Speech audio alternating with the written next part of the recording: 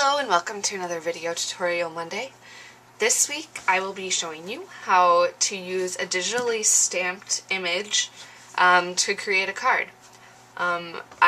It's one of my very good friend's birthdays this week and I'm really excited because she's turning 21 and now we'll be able to go out and have drinks together. So I wanted to celebrate that by getting this cute margarita.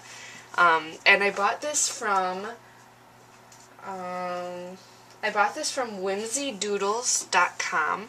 I will have this linked in the subbar.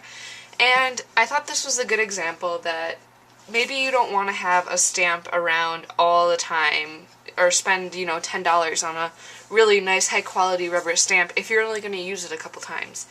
So I just went online, I did a little bit of searching, and I found this image and I thought it was great. So I'd love to have a stamp set in the future that had more drinks in it and stuff like that, but for now, this works out great, so I'm going to show you how I use this.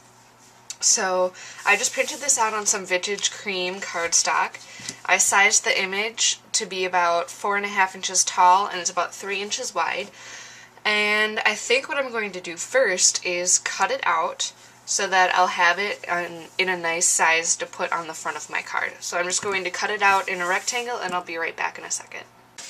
Okay, so I cut out my image and I cut it down to 4 3/4 tall, so there'll be 3/4 of an inch to work with vertically, and then I cut it about the same margin from the left side and then just kind of left this extra space off to the side because I want to stamp my sentiment here.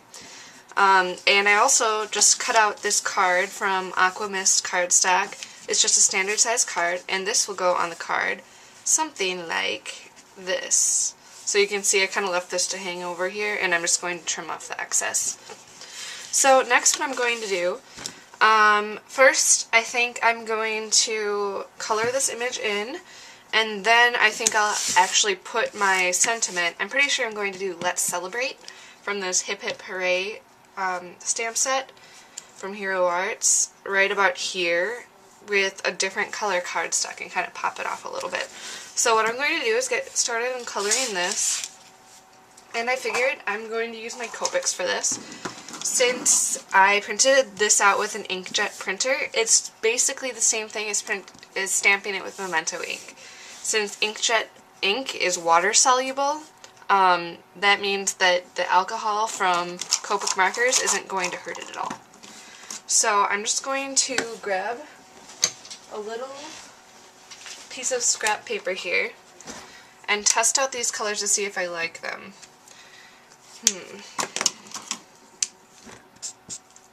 This is a good lime color.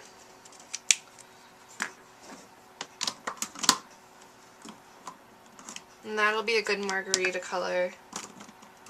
And then this is a good cherry color, I believe. Yes. So I'm going to start out by coloring, So I'm going to start out by coloring in the margarita. And what I'm just going to do is just go up to this lip right here. And I'm just using this. This is the lightest color green I have, actually. I don't have that many Copics, so I'm just kind of brushing it on, and then what I'm going to do is go back with another marker, probably either my colorless blender or my lightest gray, and go back and kind of blend it together and kind of take up some of this green out.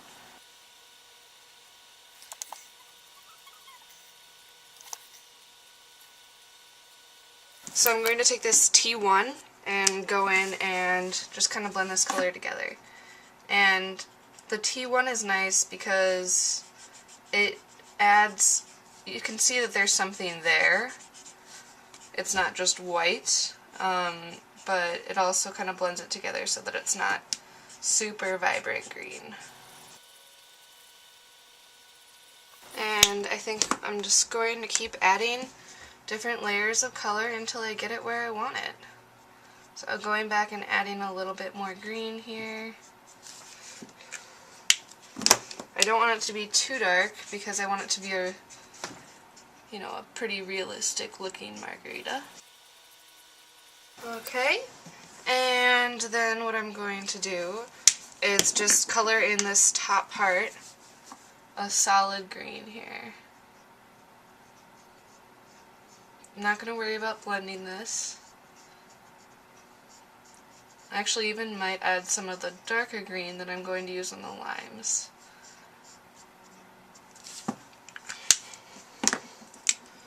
Add some of the darker green on this side.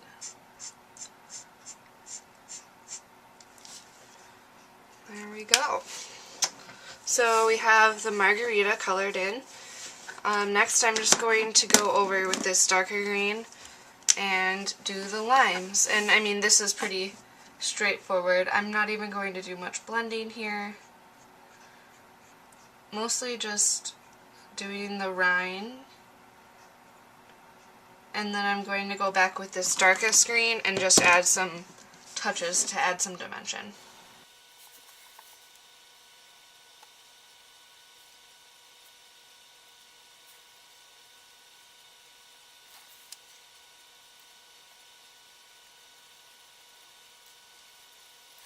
Okay, now I'm going to go in with my darker marker, and I've already kind of determined that my darker side is on my left, so I'm just going to kind of stick with that, making the dark parts appear on the left and the bottom. And then a simple touch of going back with the medium again will just blend that really well together. And with these little peels, you almost don't need to go back.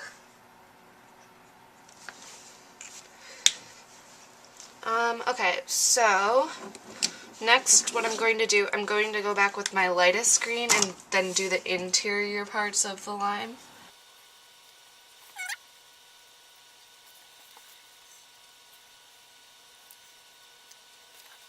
And then I'm going to just color in this cherry right here.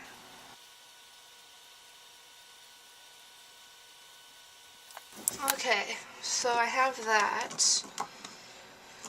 Now, what I'm going to do, I'm actually going to add some gray on the bottom of this cherry. I don't actually have a darker red than the one I used, because my Copic collection is definitely still building.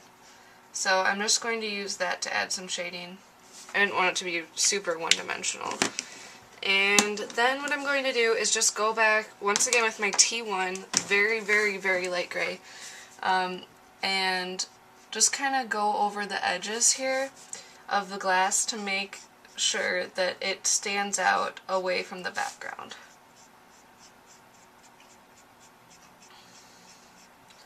Give it a really, so it really looks like glass.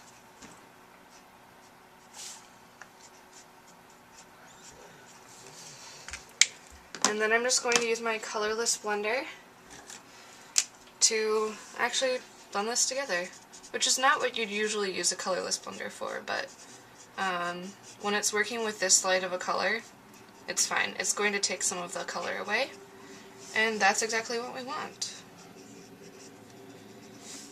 The only trick with this is to make sure to not touch the green with the colorless blender, otherwise you'll run into kind of a mess.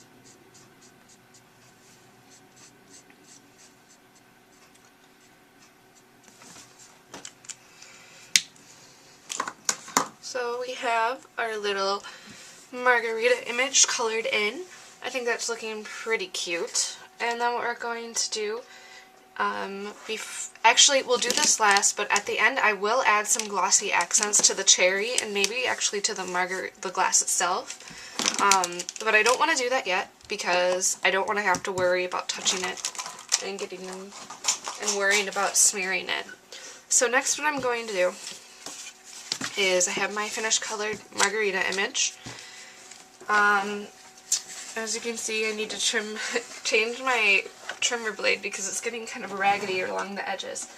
So what I'm actually going to do, I'm going to file down these edges, make them nice and smooth, and I'm actually going to round the corners with my, yeah, 1/2 inch.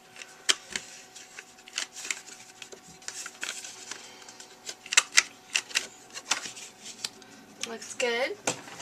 And then I'm just going to add a little bit of pumice stone distress ink around the edges to make it blend in with the card and really pop off the card. I'll be right back in a second. So I've added my pumice stone distress ink around the edges, and I've decided I also need to add a little bit of a shadow here with my T1 again, just to add some dimension. As long as the rest of the image has some dimension, I might as well add a shadow.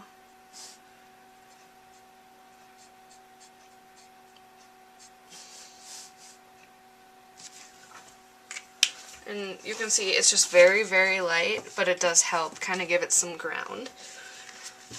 Next, what I'm going to do is adhere this down to the card with my ATG.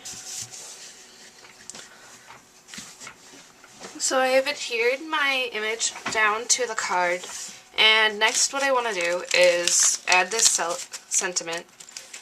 And I like this Let's Celebrate one because 21st birthday is all about celebrating, right?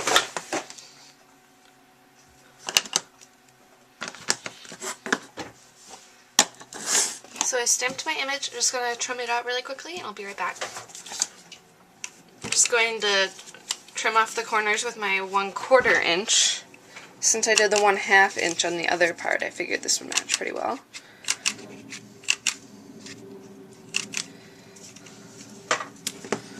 Just going to kind of sand those down a little bit. And then add my pumice stone distress ink. Okay, so I've put dimensional adhesive on the back, and I'm just going to stick this down.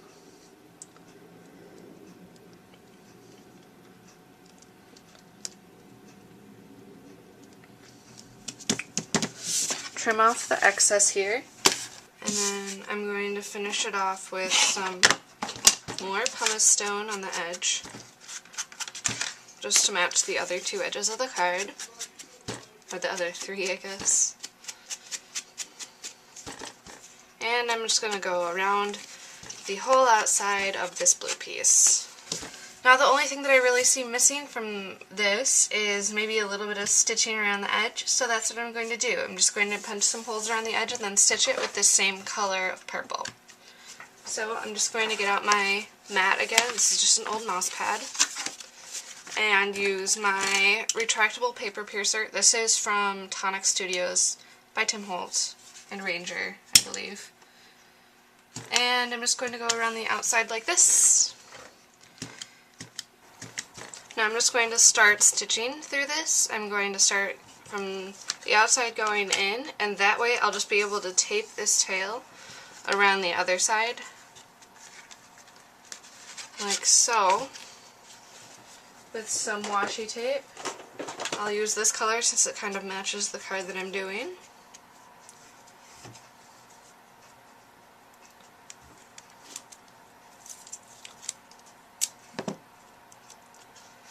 Just tape it down with a little tiny bit of tape here.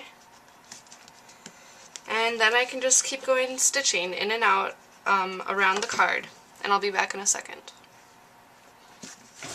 So I sewed around the outside of the card, and now I'm just going to add some glossy accents to the cherry and to the glass, and then that'll help it just really shine and pop off the card. So what I'm going to do this very strategically because I've messed this up before. Not today, but in the past. Glossy accents can make a card, it can also ruin a card. Okay, so I just unplugged it using a little pin, and now I'm just going to squeeze it out and just spread it with the tip out to the edges of the glass.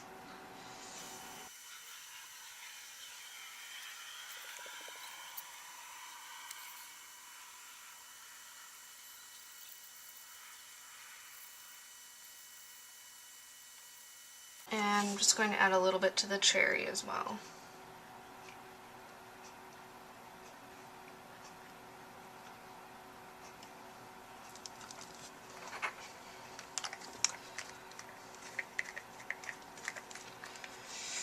Here's also a tip. If it's a little bit uneven or you have a little air bubble, just flick it very gently with the back of your fingernail. I'm just going like this underneath, and that'll help smooth it out. So I'm just going to let this dry. If you have any bubbles, like I have one right here, I'm just going to poke it with a needle and it should kind of go away by itself. And then you can also touch up the edges by just using the needle, same needle, to pull out the glossy accents to the edge, or take it away. So this is this week's finished card, and hope you enjoyed learning how to use digital stamp images so that next time you're in a pinch or next time you want to just find a new image, you can go online and check out the many Digi websites and just print one off and then get working and coloring and play around with it. So here's the final card, and here's a close-up of the pretty little cocktail, and I hope my friend likes it a lot. So thank you very much for watching, and I will catch you again next week.